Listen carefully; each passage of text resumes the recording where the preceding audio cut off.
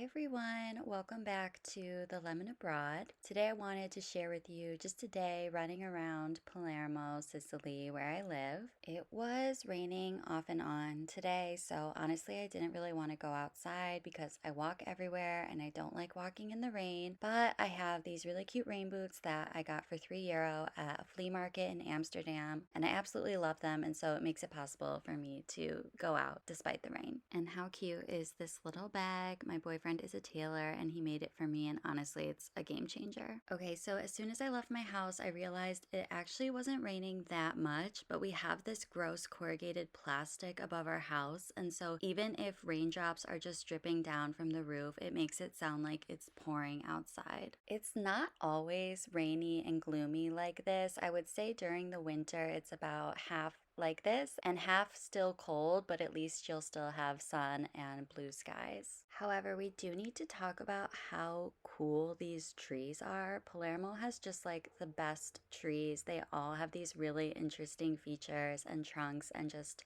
spread out forever. Here I am in the center of Palermo. This is Teatro Massimo. It's one of the theaters here and it's one of the landmarks. It's just so beautiful, and I love this sandstone color of a lot of the buildings here. It's just so unique and not something you see everywhere else. Okay, so honestly this day was really stressful for me and I just needed to do an activity that would kind of bring me back down to earth. So I didn't go to the candy store. Instead I went to the bookshop. Here are some of the detective stories. You can see that a lot of them have yellow spines, and that's because detective stories in Italy are called gialli, which means yellow. I, of course, headed toward the travel section, and they had a book by Anthony Bourdain, who, of course, is one of my biggest inspirations and someone that I look up to and who I think really just got it. I then went to the travel guide section to see if they had any travel books about the trip I'm about to take, but unfortunately I never really seemed to find travel books about Africa featured prominently in bookstores. Okay, I know I keep showing you these Christmas lights that are still hanging in the street, but honestly they just are one thing that are so cozy even on a gloomy day like this. Of course, when I got home I had to go through any coins I had gotten that day. I've just started collecting coins again, so I love looking through and seeing if there are any new ones that